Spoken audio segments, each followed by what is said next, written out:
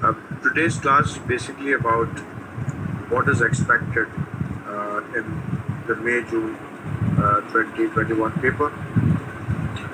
So we are not going to only discuss the topics, the different questions which are expected, but also how you are going to answer those questions as well.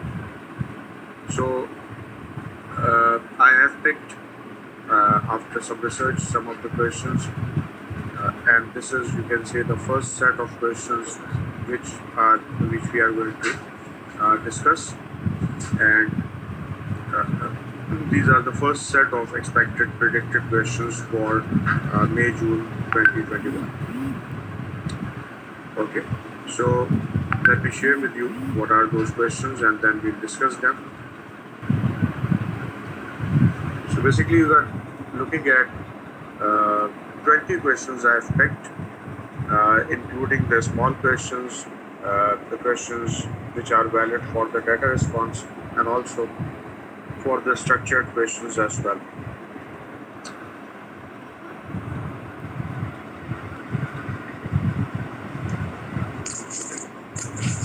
So here we are going to look at the first question. Quickly we'll go through it and their solutions as well. So the first question is reason for low income. What can be the reason for low incomes? Low incomes of individuals specifically. So it means that maybe they are unskilled and getting low wages. Another reason for low income is that they are working in a sector which is not in high demand, so they are getting low incomes from there. Also, if they have their own businesses, the business is not getting enough profit for them. Yeah, can you all hear me now? Question: reasons for low income. Second is distinguish between progressive, regressive, and proportional tax. So progressive tax, basically, this is very important for your paper. Progressive taxation, as you know, that as the income is increasing, the tax rates are going to increase. So a bigger tax is collected from, bigger percentage of tax is collected from the higher income groups, and in the progressive taxation, the poor will get a benefit because they have to pay a lower tax. Then we have regressive taxation, and regressive taxes are those when the incomes are increasing, then you are going to pay a lesser percentage or lesser proportion of tax in case of regressive taxation. And when we talk about the Tala, don't do it, and then when we are going to write, for example, for proportional tax, then there is one fixed constant rate of tax that is known as a flat tax. Number 3, percentage increase or decrease calculation. It means that there is a question specifically in the data response where you have to find out, for example, the percentage increase in the GDP of a country. So you use the formula new value minus old value upon old value multiplied by 100. For percentage decrease can be given. So percentage change will be included. So that is basically question number 3. Now question number 4, very interestingly, I have figured it out that there can be a question on the relationship, for example, between GDP and any other variable. So that will be part of the data response. GDP and inflation can be given. GDP and unemployment can be given. GDP and exports per head can be given. And GDP against imports per head, they have already given a question. Okay, so it is, they may not give that. So a relationship through a table or through a diagram will be given to you, which is the GDP, relation between the GDP and any other variable. Okay. So for that, I have something for you. I'll show you. This type of a diagram can be given. For example, if we have two different straight lines uh, or lines given on a graph, it is to establish a link between GDP and poverty. For example, you can say GDP growth rate is increasing, whether it will decrease poverty can we are very evident about it from the diagram which is given. So you can see the diagram which is I have given you over here. This is a link between the GDP and the poverty. So when the GDP is orange line and poverty rates are represented by blue lines. So it means that whenever the GDP per head is increasing, then the poverty at a particular point, you can see in the middle of the diagram, the poverty has dropped down. So this is one of the evidence. So this is just an example for you that this type of a graph can be given and you have to compare and establish a relationship. High state benefits may or may not reduce unemployment. Important. It means that if the benefits which are provided by the government are quite high, and what will be the impact of that on the unemployment rates? For example, if we say that there will be great benefits, unemployment benefits given by the government, will it be reducing unemployment or not? One argument in favor that if there are high state benefits, it will reduce unemployment. That those benefits which are given to the unemployed people, they can always use it for getting training, for getting education, better quality education, and from the unemployment benefits they can also save some amount of money as well, and then they can start their business in the future. So yes, it may reduce unemployment. I repeat, state benefits, high levels of state benefits, I have given you some reasons that why it is going to reduce the unemployment.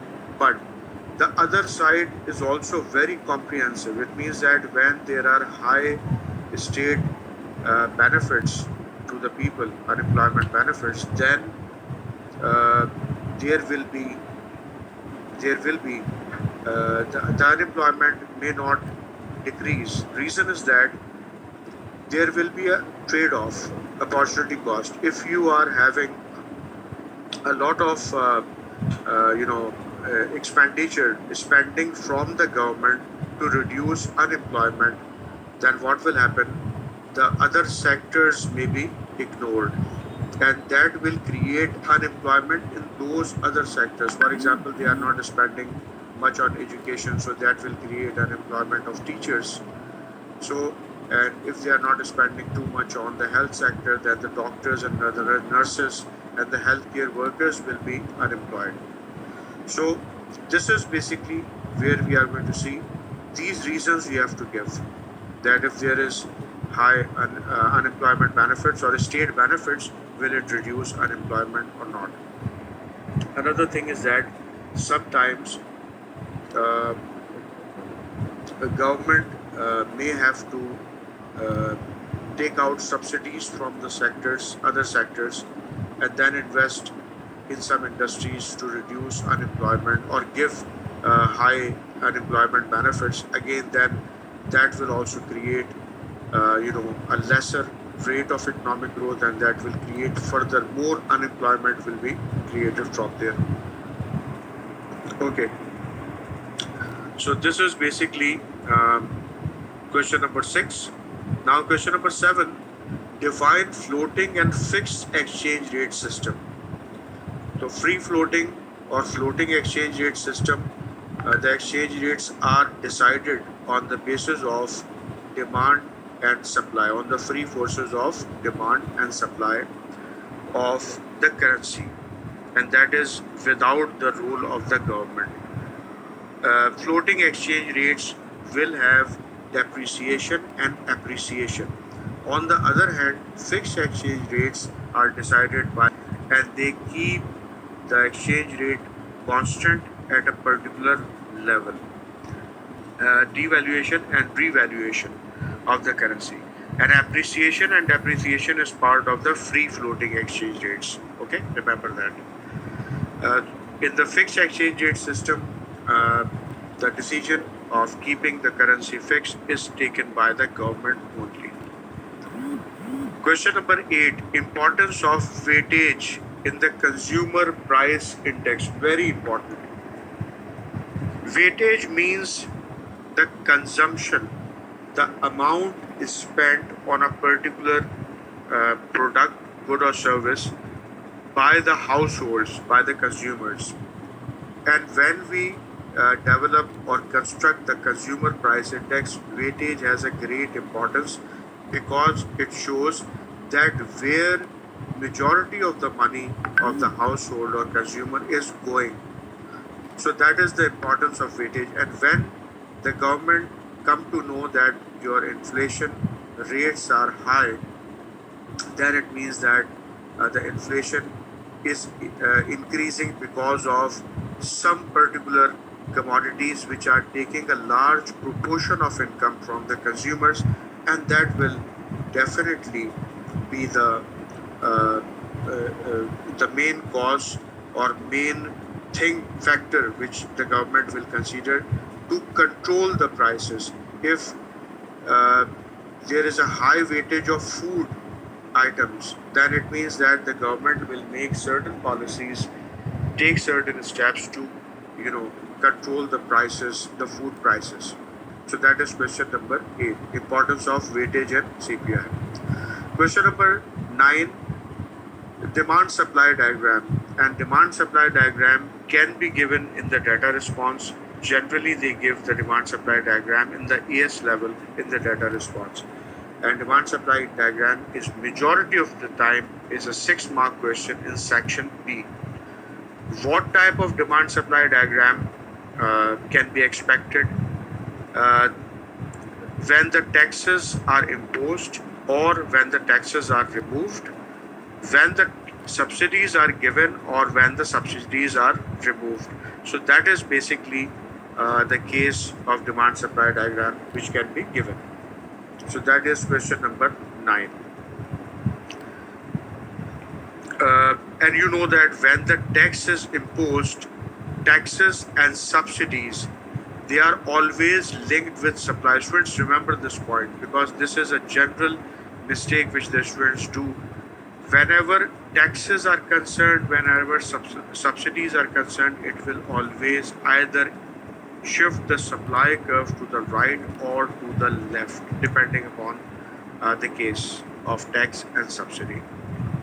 Question number 10, in high inflation will benefit the economy or not? It means that there are certain benefits which are related to inflation also. This is not the case that inflation is always be a disadvantage for the economy. So what are the advantages of inflation? We have studied about the creeping inflation. If the rate of inflation is below 2% or below 1%, it will stimulate investment in the economy. Producers will be happy to invest in that economy where they see that there is high aggregate demand, and that is creating demand for inflation. Another thing is that the foreign debt of a country in real terms will be reduced. It will go down. That is another advantage of inflation. Another thing which the economists think that inflation is because of demand pull inflation. That will be a point. That will be a reason for the government to collect more taxes. Also, this is a possible advantage of inflation. Okay.